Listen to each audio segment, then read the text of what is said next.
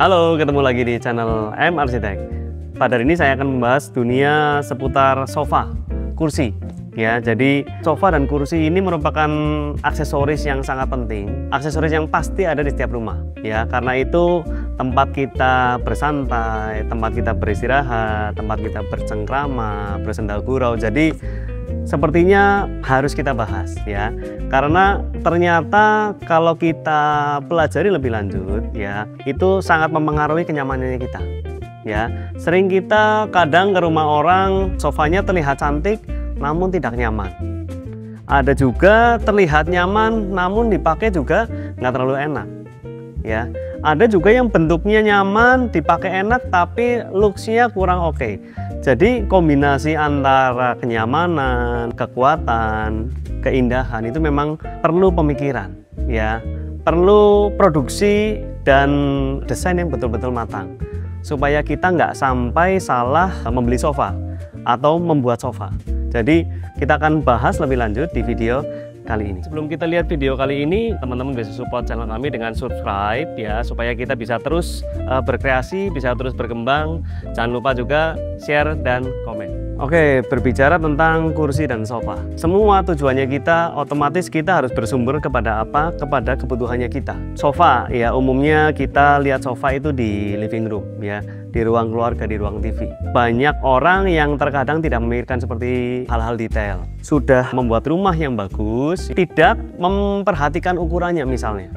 Ya, jadi banyak cerita di klien saya, mereka sudah punya rumah, mereka punya ruang TV yang masih kosong. Kemudian mereka membeli mejanya, ya, membeli jadi mejanya. Kemudian mereka membeli TV-nya. Kemudian mereka membeli sofanya. Kebanyakan orang itu mau invest lebih karena apa? Sofa itu kalau memang sering berkumpul di ruang tengah, sofa menjadi barang yang penting. Karena apa? Sering dipakai teman-teman. Jadi banyak orang yang membeli sofa yang mahal, ya, kemudian ditaruh di ruangannya mereka. Sering terjadi apa? Ada juga yang memang fit outnya memang sudah pas, tapi banyak kali ukurannya itu nggak pas teman-teman. Jadi ukurannya itu kebesaran atau kekecilan, ya, kepanjangan atau kelebaran kadang-kadang. Sehingga apa? Sudah masuk di ruangannya kita, tapi looknya atau fit outnya nggak oke. Loh, gimana kak? Kita sudah beli. Nah, itu juga terjadi di banyak kasus yang orang-orang sering datang ke kita. Mereka, aduh kak, saya sudah beli sofa harga 20 juta, 30 juta, tapi kok nggak pas ya di ruangan saya, gimana ya kak ya? Nah, kita menjawab juga bingung ya. Barangnya sudah jadi, sudah beli, nggak mungkin kita bongkar, kita potong-potong, hampir nggak mungkin. Bahannya kualitasnya bagus, sofanya harganya mahal, bahkan sampai ada yang ratusan juta kan kalau sofa. Jadi apa saja komponen pembentuk sofa teman-teman. Tadi teman-teman tahu bahwa kita harus ngerti kebutuhannya kita dan juga keinginannya kita.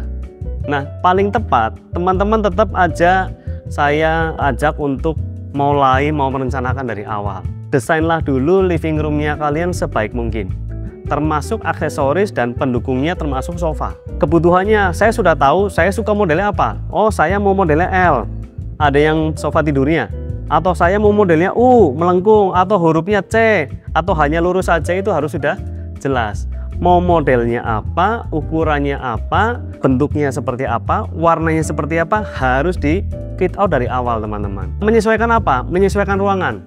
Contoh di ruangan ini memang kita desain modern, sehingga kita memang memilihnya warna karpet, warna sofa itu sesuai dengan tema ruangan. Warnanya harus sesuai, modelnya harus sesuai, ukurannya harus sesuai. Jadi nantinya ketika kita beli ataupun kita buat, hasilnya akan maksimal. Yang diperhatikan ketika teman-teman mau memproduksi atau membuat sofa apa? Ada 3 item yang teman-teman harus perhatikan. Ya, yang pertama, yang paling nggak kelihatan adalah rangkanya teman-teman. Nah, rangka dari si sofa ini menentukan kekuatan sofa, karena itu menjadi pondasi untuk sofa. Kekuatannya, ketahanan lamanya. Umumnya itu ada yang berbahan besi, ada yang berbahan kayu. Semakin bagus kualitas sofa, harusnya kayunya juga semakin bagus. Kualitasnya semakin keras, semakin tahan lama. Yang kedua adalah masalah busanya. Ini menentukan apa? Kerasan atau keempukan dari si sofa itu. Berbagai macam lapisan, ada busa yang lembut, busa yang keras, yang firm, yang medium, ya, bahkan mungkin ada latex, ada dakron. Ini semua bisa dikombinasi teman-teman. Jadi feel ini mungkin dijelaskan di gambar kadang susah ya. Lebih enak teman-teman kadang-kadang coba ya. saya sukanya feel-nya seperti apa. Ada yang sukanya saya betul-betul empuk, gembung-gembung seperti ini ya. Ini feel-nya lebih soft, tapi biasanya modelnya nggak bisa terlalu rapi. Karena apa? Dia mengutamakannya kan kenyamanan. Modelnya ya umumnya seperti ini. Jadi mengutamakannya kan gembung-gembung dan empuk. Memang dipakai empuk. Tapi buat orang yang penyuka kaum minimalis, lihatnya seperti ini, aduh kayaknya kok nggak rapi ya. Ada lipetan di mana-mana. Ada orang yang sukanya sofanya yang betul-betul clean and chic gitu ya. Bersih, lebih ke seperti ini ya, tapi ada yang lebih rapi lagi modelnya, jadi memang customer sekali.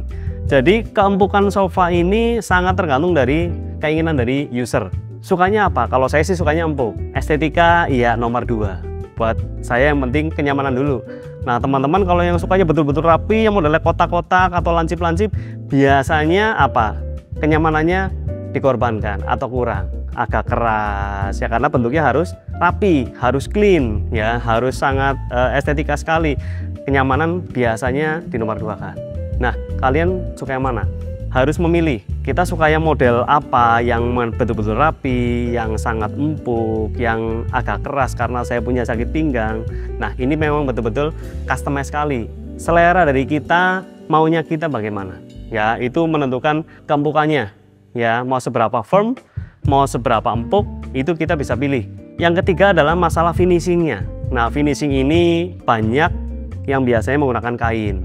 Umumnya paling umum itu kain. Dimana-mana kebanyakan itu kain, mulai dari harga yang murah sampai mahal, kain pun ada. Kelebihannya apa kain? Biasanya motifnya itu cantik. Dia punya tekstur, dia punya warna, dia punya finishing, itu macam-macam sekali. Cuma kelemahannya dari kain otomatis apa? Karena dia kain ya, namanya kain, dia menyerap air, menyerap cairan. Sehingga dengan kelebihannya tadi, motifnya yang cantik, warnanya cantik, tapi kelemahannya ya apa? Dia menyimpan debu, menyerap air.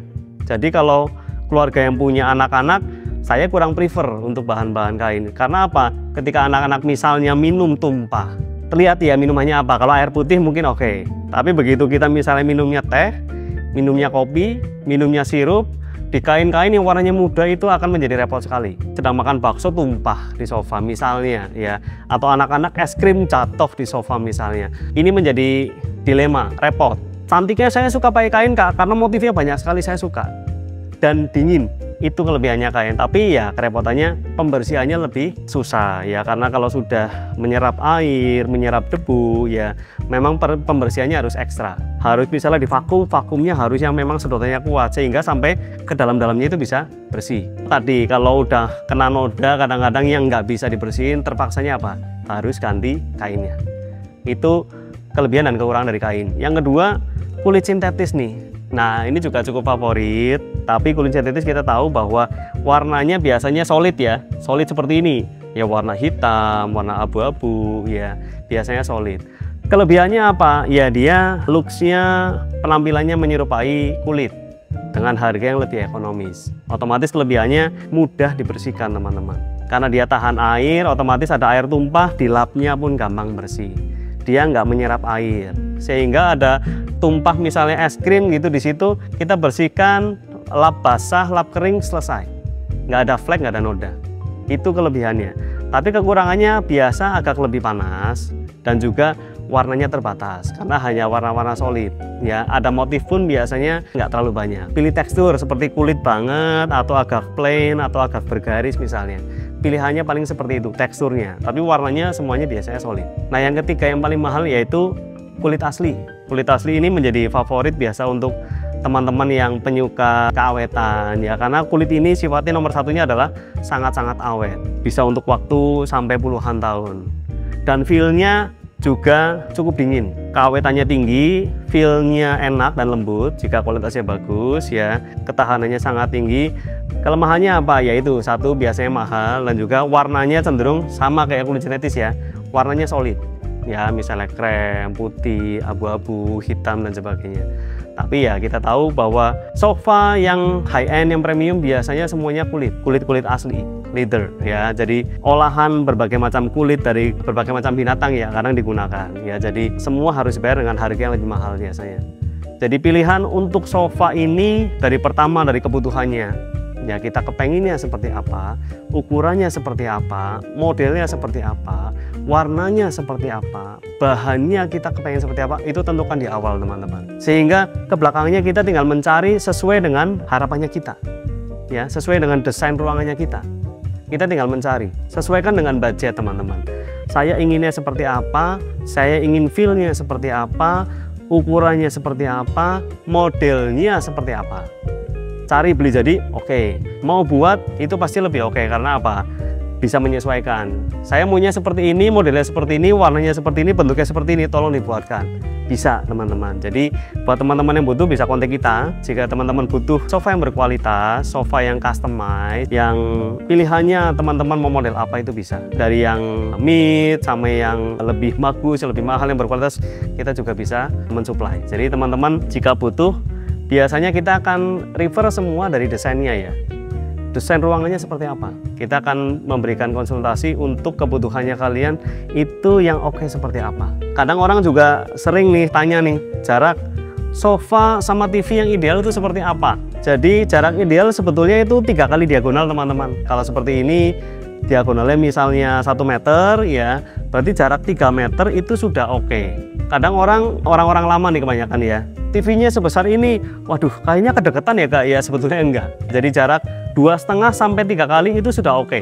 Bayangkan aja kalian nonton di bioskop itu, bentangnya diagonalnya bioskop berapa? Kadang-kadang bentang layarnya sama jaraknya matanya kita itu cuma 1:1 teman-teman. Wah kalau 1:1 ya memang kalau buat rumah terlalu dekat. Biasanya 2,5-3 kali dari diagonal itu sudah cukup oke. Jadi kalau misalnya ini TV misalnya layarnya 55 in ya, berarti kurang lebih diagonalnya itu kurang lebih 1 meteran lebih. Kita tarik 2,5 kalinya, kurang lebih 2,5 sampai 3 meter itu jarak oke-nya, cukup ideal, nggak terlalu besar. Jadi kalau ruangannya kalian misalnya jarak dari TV ke sofa misalnya 4 meter, cocoknya TV-nya berapa? Oh berarti cocoknya TV-nya mungkin sekitar 65 sampai 70 in. Itu jarak yang oke ya. Jadi oke itu dalam arti apa? Kita menonton itu nyaman dalam arti membaca teks nyaman, melihat TV juga nyaman, nggak terlalu kecil, nggak terlalu besar.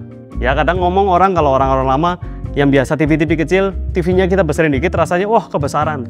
Tapi setelah nonton dilihat nanti juga biasa. Kurang lebih 2,5 sampai 3 kali dari diagonal TV.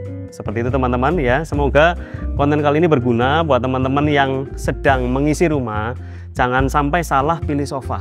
Kadang saya sering dapat orang komplain ya, Pak saya sudah beli sofanya Pak, dilihat sih cantik tapi ternyata dipakai lama-lama nggak enak. Nah ini juga dilema. Pilih cantiknya, nyamannya dikorbankan. Kalau saya otomatis kalau harus memilih antara dua, nyaman dan cantik, saya pasti pilih nyaman. Karena apa? Kita pakai. Kalau barang yang kita nggak pakai mungkin pilihnya cantik duluan. Tapi kalau yang kita pakai nomor satunya adalah nyaman duluan menurut saya. Tapi itu pendapat masing-masing, silahkan teman-teman ya. Saya mengorbankan kenyamanan, yang penting indah dilihat, boleh. Tapi kalau mau nyaman, estetikanya ya mengikuti lah. Yang penting warnanya sesuai dengan desain ya, bentuknya sesuai dengan desain. Ya agak lipat-lipat dikit seperti ini misalnya ya, karena saya mau nyampuk. Memang sofa model seperti ini nggak bisa dibuat model terlalu rapi, karena kenyamanannya dia utamakan. Oke seperti itu, semoga bermanfaat buat teman-teman semua. Jangan lupa subscribe, like, dan komen. Sampai jumpa.